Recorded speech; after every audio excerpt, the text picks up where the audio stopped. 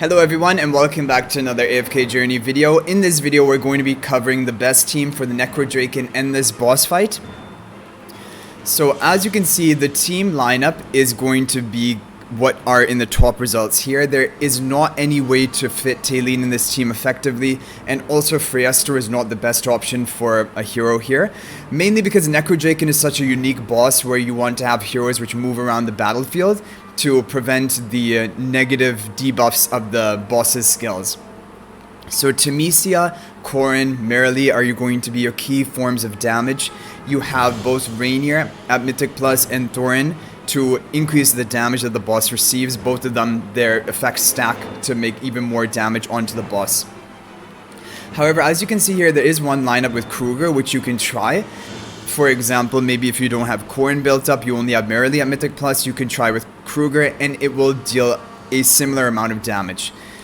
Now we're going to do some runs and show you the team in action, because I have this team on my account. So this was the team we used. We got 36.5 billion damage, I believe.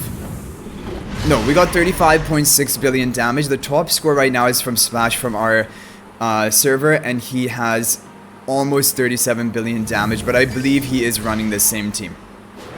Okay, so we'll do a run of the team. So the key things are, you want Temesia to be at Mythic Plus. That's when she'll begin doing true damage with her charging effect back and forth. And Merrily and Corrin need to be at Mythic Plus if you want them to have any meaningful damage in this boss.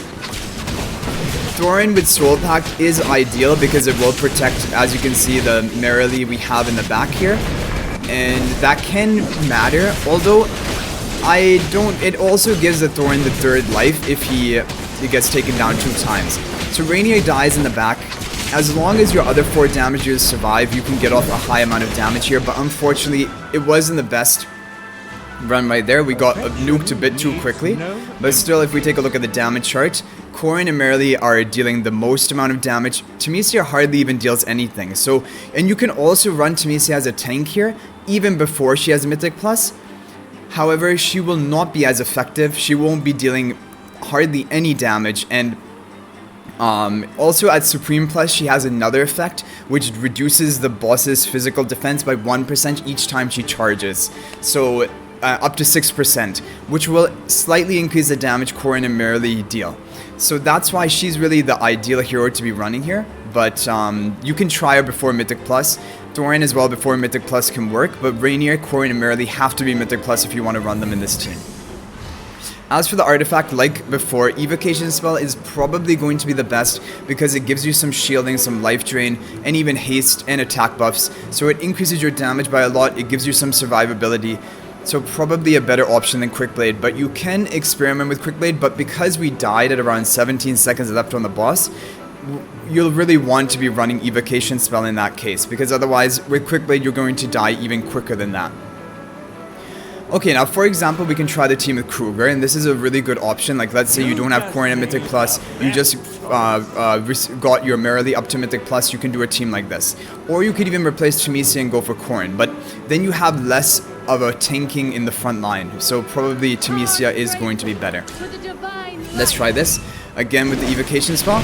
Evocation spell is really just the artifact of choice in a lot of these endless boss modes, and you can't go wrong with it.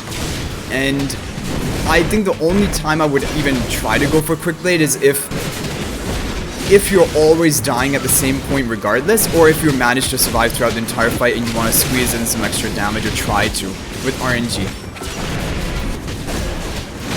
Okay, so far so good. The other good thing about Kruger in this fight is he does really well, so if you don't have a lot of heroes ascended highly, you can still try to run Kruger. We're gonna get even a new best with this team, as compared to the Corrin, because Kruger survives for a very long time, even though he's in a stationary position, which isn't ideal for this boss.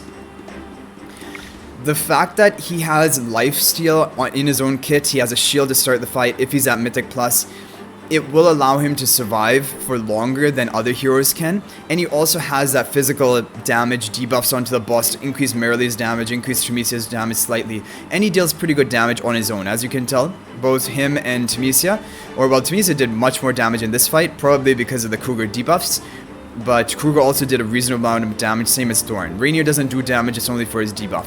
So that's a very effective team you can use as well. We should have recommended that. But anyway, we have that team in the lineup here if people want to copy that. So these are the two key teams I would really recommend. Now, the only other thing would be basically if you don't have Rainier at Mythic Plus. If you don't have Rainier at Mythic Plus, I think you would just be running this team. Get rid of Rainier and run a team like this. And then probably Thorin can be up in the front. You still want Thorin tanking the most of the aggro because he has the multiple lives. We can try a team like this. So in this, we still have a lot of debuffs. If your team is at Supreme Plus, you will have the physical defense reduction like we mentioned. Kruger will have the physical defense debuffs as well. And you have Thorin as well to increase the damage the boss receives by 17% at maximum level of Soul Plunder. So this is also a very reasonable and strong team. You just want everyone to survive, and so far so good. Everyone is alive, but sadly Kruger goes down. McCorn is still alive for quite some time, and Marilee's still getting off damage in the back, which is really good. Tunisia is still living somehow.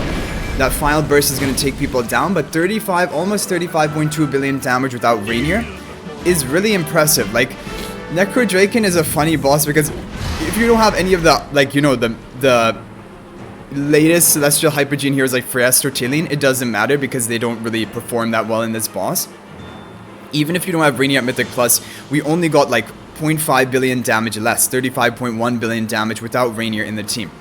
So Rainier is not even so essential for this boss, but Rainier will be on average getting higher scores. And I think the only other thing to mention would be like a really early game team. So really early game, still Thorin is going to be a good option because of Soul Plunder. Kruger is going to be a good option. His Mythic Plus gives him... During the battle, he gains life drain when no allies are nearby. This gives him the life drain. So his survivability will be impacted if you don't have him at Mythic Plus, but he will still provide his physical defense debuffs, which can be good. I think what I used to run really early game, I used to run OD, and I think I ran Shakir as well. Even though Shakir is not really optimal for this fight. And then the final one, I believe it was probably Cisia, or you could even try Coco. Either way, we have good factional bonuses with both of them. I just want to try this team to see how long it can survive for. This is like a really early game team. Coco is good as an early game support for the damage reduction. Although in this boss, because your energy regeneration is hampered, I don't think it would be the best. And also, the other thing is, it's good to have more heroes in the front line, because then I think the boss will prioritize attacking the front line. And Odie is dying way too quickly. Okay, so this team doesn't do really well at all in endless mode. The survivability is a major issue, but the problem is healers don't do well here either. Like, Smokey will have his energy regeneration reduced to a point that he'll just stop casting his ultimate. So Smokey is not really a good option to be used here, but I think I did use it sometimes in an early on team. So really early on, yeah, stationary damages like OD and CC are not the best because they get impacted by the boss's skills. However, if you don't have a highly ascended, like a Mythic Plus Corin or Marilee, you will have to run something like this, OD, CC type teams.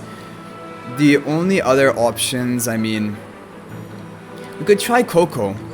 Let's try Coco with Odie, forget about the Cisia. Now we have the Coco at Mythic Plus, so it won't really be a fair test. The other thing you can do is you can run the Light Heal spell. The spell with the green spell artifact which gives you healing. That is going to be useful in this boss because you have no other form of healing.